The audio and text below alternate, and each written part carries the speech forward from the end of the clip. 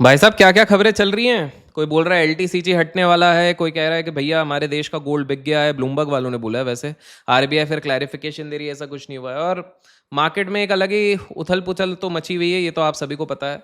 आने वाले 10 से 15 मिनट के अंदर आपको एग्जैक्टली समझ में आ जाएगा कि आपको आगे क्या करना है, मार्केट में क्या हो रहा है, सबसे इंपॉर्टेंट चीज़ें क्या है और आपके पोर्टफोलियो को क्या इफेक्ट कर सकता है, आपकी ट्रेडिंग स्ट्रैटेजी को क्या इफेक्ट कर सकते हैं। A to Z सारे समझेंगे, बने रहिए मेरे साथ। मेक श्योर लाइक का बटन दबा दीजिएगा, बिकॉज ग्लोबल मार्केट में क्या चल रहा है, इंडियन मार्केट में क्या चल रहा है, क्रिप्टो मार्केट में क्या चल रहा है, ये सारी चीजें समझने के लिए मात्र आपको इसी एक वीडियो की आवश्यकता है। इसके अलावा आपको कोई और वीडियो देखने की जरूरत नहीं है।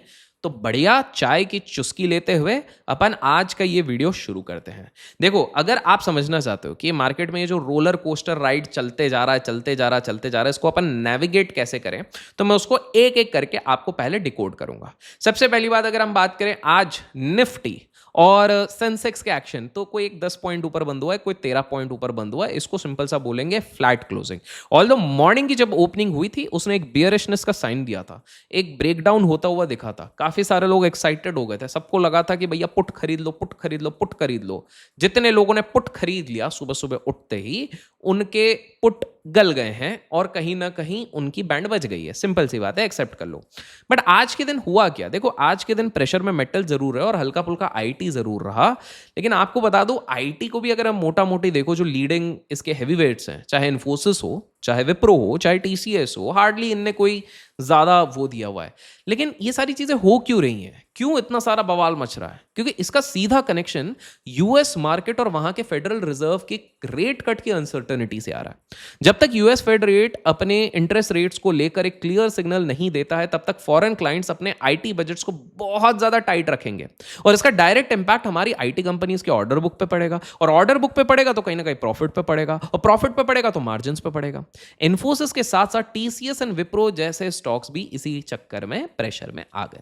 देखो मार्केट में ना, जो दोस्तों ये जो चॉपनेस और कंफ्यूजन चल रहा है, वो साफ दिख रहा है because of rate cut decision. और इसके लिए सबसे इंपॉर्टेंट चीज अब मैं आपको बताने वाला हूं, कल के लिए बहुत इंपॉर्टेंट है।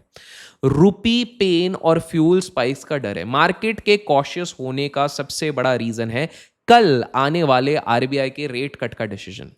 देखिए, रिजर्व बैंक ऑफ इंडिया की मॉनेटरी पॉलिसी कमेटी, जिसको एमपीसी कहते हैं, कल अपना वर्डिक्ट सुनाने वाला है और सभी सभी टॉप इकोनॉमिस्ट की निगाहें इधर ही अड़ी हुई हैं। आपके फेवरेट टीवी चैनल के एंकर्स भी दिन भर इसके बारे में बात करने वाले हैं। लेकिन इस बार फोकस सिर्फ इंटरेस्ट रेट पर नहीं होगा। इस बार लोगों का मानना है कि आरबीआई गवर्नर वो सबसे बड़े टेंशन्स हैं, वो क्या हैं? पहला, रुपी का पेन। दूसरा, वेस्ट एशिया में जो क्राइसिस की वजह से फ्यूल स्पाइक्स का डर बढ़ रहा है, वो दूसरी चीज है। मिडिल ईस्ट में जो जियोपॉलिटिकल टेंशन चल रही है, उसने क्रूड ऑयल के प्राइसेस को हिला के रख दिया। अगर क्रूड ऑयल महंगा होता है तो इंडिया का इंपोर्ट बिल बढ़ जाता है, डोमेस्टिक इन्फ्लेशन स्पाइक हो जाता है, और इसका सीधा सीधा नेगेटिव इंपैक्ट किस पे पड़ता है? हमारे रुपये पे। हमारे रुपये को कुछ नहीं हुआ है, हमारा रुपया ठीक है, ऐसा किसी ने कहा था, लेकिन ठीक नहीं है भाई। रुपये लगातार प्रेशर फेस कर रहा है अगेंस्ट द यूएस डॉलर। ऐसे कॉम्प्लेक्स मैक्रो एनवायरनमेंट में लगभग सभी एक्सपर्ट्स का यह मानना है कि आरबीआई इस बार भी रेट्स को अनचेंज्ड रखेगा और अपने विड्रॉल ऑफ अकोमोडेशन के स्टैंड को मेंटेन रखेगा। रेट कट्स की उम्मीद फिलहाल के लिए मार्केट से थोड़ी दूर जाती हुई दिख रही है। देखो, आप कल की कमेंट्री सबसे ज्यादा इंपॉर्टेंट होगी। क्या बोल रहे हैं वो नहीं, कल की कमेंट्री सबसे इंपॉर्टेंट, क्योंकि रेट कट होना ना होना पर भी आरबीआई की टोन मार्केट के आगे की डायरेक्शन डिसाइड करेगी। कल मार्केट बहुत वॉलेटाइल होगा, एकदम 1/3 ऑफ द कैपिटल से ट्रेड करना पहले ही बता दिया। अब बात करते हैं रिलायंस की। कॉर्पोरेट वर्ल्ड की एक बहुत बड़ी इंटरेस्टिंग खबर आ रही है कि मुकेश अंबानी जी की रिलायंस इंडस्ट्री कुछ बहुत बड़ा फाइनेंशियल मूव करने की सोच रहे हैं। रिपोर्ट्स की अगर मानते हैं तो वो ढूंढ रहे हैं उनके जो बिलियंस ऑफ डॉलर्स हैं, उनको सेफली रिलायंस के कहां पर पार्क किया जाए। देखिए, करंट ग्लोबल वोलेटिलिटी और जियोपॉलिटिक्स के बारे में आप भी जानते हैं, मैं भी जानता हूं। तो ऐसे में इतनी बड़ी कंपनी भी अपने एक्स्ट्रा फंड्स के लिए कोई ऐसी जगह ढूंढ रही है जहां पर वो पार्क करे, जहां पर उनका कैपिटल प्रोटेक्ट करके वो रख सके और एक डिसेंट यील्ड भी उनको मिल सके। चाहे वो सेफ हेवन हो, सॉवरेन बॉन्ड्स हो, या फिर किसी नए ज्योग्राफी में स्ट्रैटेजिकली लो रिस्क इन्वेस्टमेंट्स हो, रिलायंस हमेशा से अपने कैपिटल एलोकेशन के लिए जानी जाती है। एक तरफ जहां वो ग्रीन एनर्जी, रिटेल और 5G एक्सपेंशन में हजारों करोड़ों रुपए लगा रही है, वहीं पर बाय द वे आपने सुना होगा, वहीं पर वो आइसक्रीम भी ला रही है। वंतारा में ₹600, ₹700, ₹800 के आइसक्रीम भी आ रही है। बट दूसरी तरफ यहाँ पर on the financial management side वो अपने सरप्लस कैश को सेफली सिक्योर करने का भी सोच रही है।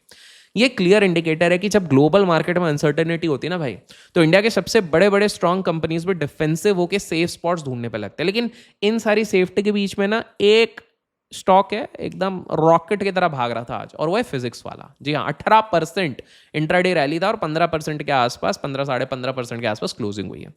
आज ये जो रिसेंटली लिस्टेड कंपनी के शेयर्स थे अचानक से 18% में मैसिव तरीके से भाग गए। लोग कंफ्यूज हो गए, क्या हो गया क्या हो गया। एक ही ट्रेडिंग सेशन में कंपनी ने अपने मार्केट कैप में लगभग 5,000 करोड़ रुपए ऐड कर दिए। और मैंने सुना है जो भी अभिषेक भाई की वीडियो लाइक करता है ना, उसके अकाउंट में भी एक दिन इतने पैसे आ जाते हैं। ट्राई करके देखो, हो सकता है बात बन जाए।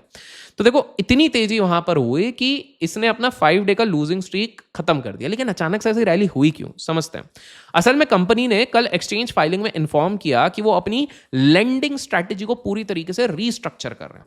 पहले क्या हुआ था, लास्ट 5 दिन से क्यों कर रहा था कि कंपनी ने अपने फुल्ली ओन्ड सब्सिडरी फिंजी फाइनेंस में 120 करोड़ रुपीस इन्फ्यूज करने का प्लान बनाया था कि 120 करोड़ रुपए डालेंगे, जिससे वो बच्चों को इन हाउस स्टूडेंट लोन्स दे सकती है।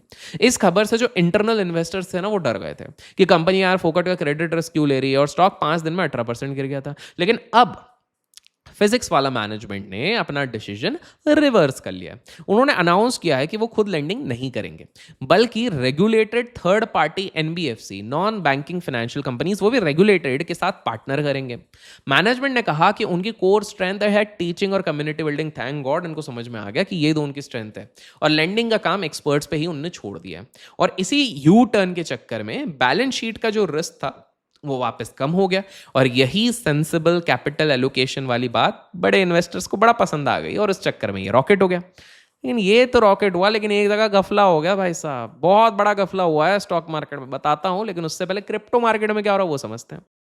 तो हम लोग आ चुके हैं स्क्रीन पर, जहां पर हम क्रिप्टो मार्केट में क्या चल रहा है वो समझने की कोशिश करेंगे। तो सबसे पहली चीज मैं आप लोगों को दोस्तों बता दूं कि हाल फिलहाल में बिटकॉइन में बहुत भयंकर गिरावट आई है। और अगर आप लोग रेगुलरली अपने वीडियोस को फॉलो करते हैं तो वहां पर अपन ने एक चीज काफी पहले से बताई है, 75,000 के नीचे भाई साहब ये बहुत बुरी तरीके से गिरेगा। नेक्स्ट लेवल आया था 67, और एक फाइनल लेवल ऑफ सपोर्ट था 66,300।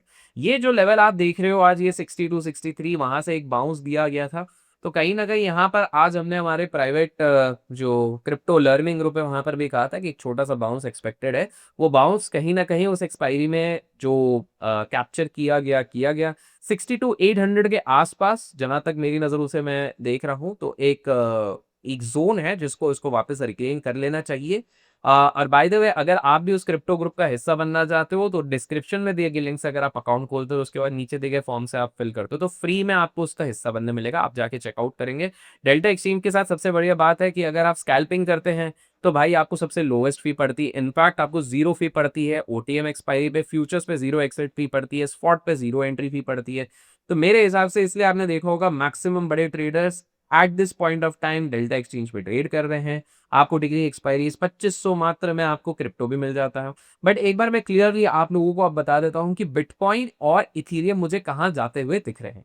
तो अगर मैं बिटकॉइन की बात करता हूं मेरे प्यारे दोस्तों, तो यहां पर मुझे एक क्लियर कट एक चीज दिख रही है कि over a period of time, अच्छा बाय द वे किसी ने मेरा एक शूट किया था जिसमें मैंने एक सिंपल सी चीज बोल रही थी कि भाई 55,000 तक in the medium range bitcoin तो आएगा। लेकिन क्या ये अभी अभी आ जाएगा, ये देखने की बात होगी। फिलहाल के लिए एक प्री पॉल हो रहा है। जब तक 75,000 का लेवल ये रिक्लेम नहीं कर देता, मैं कोई भी स्विंग पोजीशन यहाँ पर बनाने के इच्छुक नहीं है। और रही बात इथीरियम की, तो इथीरियम अगेन एक 1700 के आसपास एक लो लेवल सपोर्ट है। अगर 1700 को इसने सपोर्ट मान के चला, एक हाई रिस्क रिवॉर्ड यहाँ से बनता है करीब 1850 1900 के लेवल्स के लिए।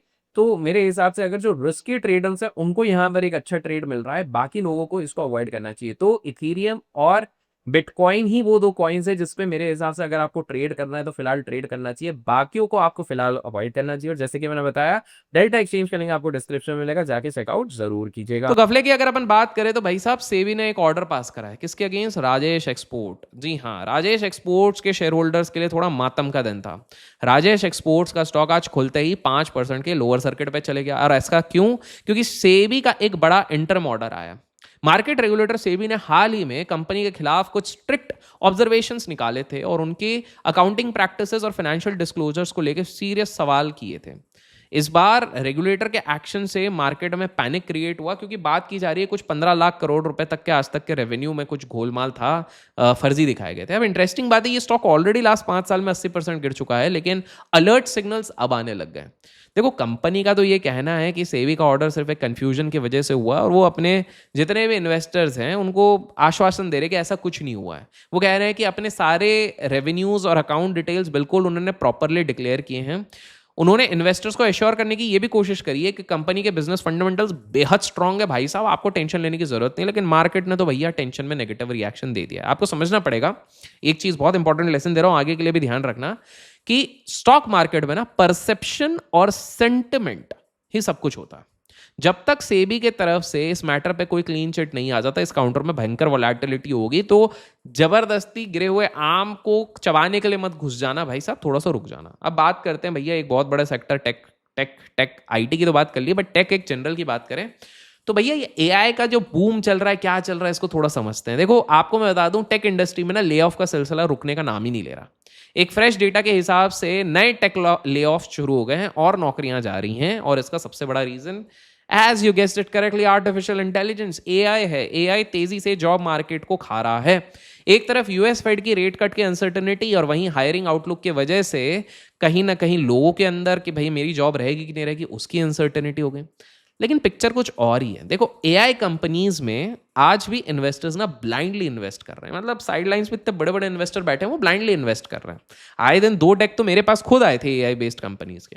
आपको मैं बता दूं कि सॉफ्ट बैंक, जो कि इस पूरे एआई जिनके जो मालिक है ना, मासायोशी सन, ऐसा माशायोनी मैक्रोनी, इस तरह से जो उनका नाम है, विद ड्यू रिस्पेक्ट मैं अच्छे से स्पेल नहीं कर पा रहा हूँ, बट जहाँ तक मेरे को याद है मासायोशी या मासायोनी करके, मासायोशी जो हैं, तो मासायोशी जी बहुत ज़्यादा पॉजिटिव है इस चीज़ को। लेकिन मेरा ये मानना है ना कि यार ये यूफोरिया बहुत ज़्यादा बन रहा है। मतलब वैल्यूएशंस में मेरे को एआई के रिलेटेड मेरे को बहुत बड़ा बबल दिख रहा है। देखो, क्योंकि रेवेन्यू उतनी तेजी से आ नहीं रहा जितनी तेजी से इनके वैल्यूएशन बढ़ते जा रहे हैं, तो कहीं ना कहीं मेरे को लग रहा है आने वाले समय में ये चीज़ें थोड़ी सी संभल जाएंगी, गिरेंगी, मेरे को ऐसा लगता है।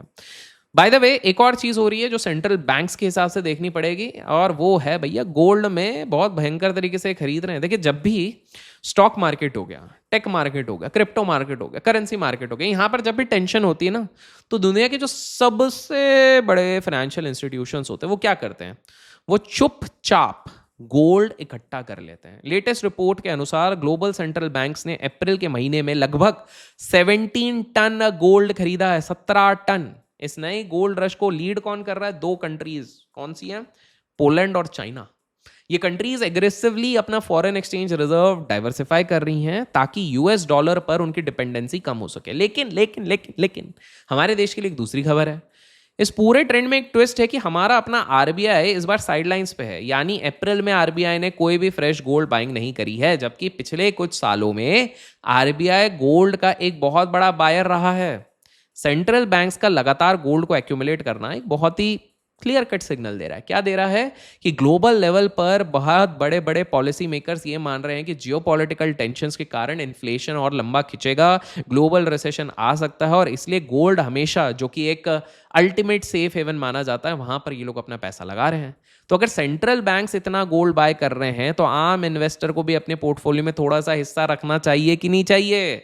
बिल्कुल चाहिए। थोड़ा बहुत एलोकेशन बना के रखो। ऐसा नहीं कि बिल्कुल गोल्ड से दूर रहें, थोड़ा बहुत आपको रखना पड़ेगा। आपको समझना पड़ेगा कि मार्केट तो अभी फिलहाल गिरा पड़ा हुआ है, आईटी गिरा हुआ है, आरबीआई की अनसर्टेनिटी है, फेड की अनसर्टेनिटी है, क्रूड ऑयल कभी ऊपर बढ़ जाता है, कभी ट्रम्प ताऊ को ट्वीट कर देते हैं, कभी स्ट्रेट ऑफ हॉर्मुज़ से कुछ आ जाता है। लेकिन ऐसे में काफ़ी सारे लोगों का एक बहुत सिंपल सा सवाल है कि एसआईपी जारी रखें या बंद कर दें, सिस्टमैटिक इन्वेस्टमेंट पोर्टफोलियो रोकें या चालू रखें। मैं बोलूँगा भैया ये तो समय है, अभी तो जारी रखो। क्यों? क्योंकि एक चीज़ होती है, उसको कहते हैं रुपी कॉस्ट एवरेजिंग। जब मार्केट ऊपर होता है बुल रन में, तो आपके जो मंथली पैसे जाते हैं उसमें आपको कम म्यूचुअल फंड के यूनिट्स मिलते हैं। जब मार्केट नीचे जाता है तो नेट एसेट वैल्यू एनएवी नीचे आता है, जिसके कारण आपको सेम इन्वेस्टमेंट अमाउंट में ज़्यादा यूनिट्स मिलते हैं। तो इस चक्कर में रुपी कॉस्ट एवरेजिंग का फायदा आपको केवल एसआईपी में मिल सकता है दोस्त। तो मैं कहूँगा अपनी एसआईपी मत रोकिए, बट हाँ, एक बार इवैल्यूएट कर लीजिए आप जिन फंड्स में डाल रहे हैं क्या वो सही में काबिलियत रखते हैं अगले 10-15 साल तक आउट परफॉर्म करने का या नहीं, ये चीज़ ज़रूर आप देखिए। क्योंकि अगर आपने मान लीजिए ब्लाइंडली होकर किसी ऐसे फंड में आप पैसा डाल रहे हैं जो घूम फिर के लॉन्ग रन में आपको 6-7% का रिटर्न दे, तो फिर तो भाई बात वही हो जाती है, उससे बेटर एफडी कर लेते। बट एट द एंड आपका मेन एम होना चाहिए कि XIRR आप जितना हो सके बूस्ट कर सकें, वो आपको हेल्प आउट करेगा। तो आशा करते हैं आज के इस वीडियो से सारी चीज़ें आपको क्लियर हुई हैं। कल के दिन as again I am saying equity market में आपको वोलैटिलिटी ज्यादा दिखेगी, तो मेक श्योर आप 1/3 ऑफ योर कैपिटल से ही ट्रेड करें। क्रिप्टो मार्केट के बारे में ऑलरेडी बता चुका हूं, लिंक डेल्टा एक्सचेंज का आपको डिस्क्रिप्शन में मिल जाएगा। अगर आपको लर्निंग ग्रुप का हिस्सा बनना है तो मेक श्योर आप वहां पर अकाउंट खोलें। फिर मिलेंगे एक और वीडियो के साथ। Till then keep learning, keep growing, keep investing and keep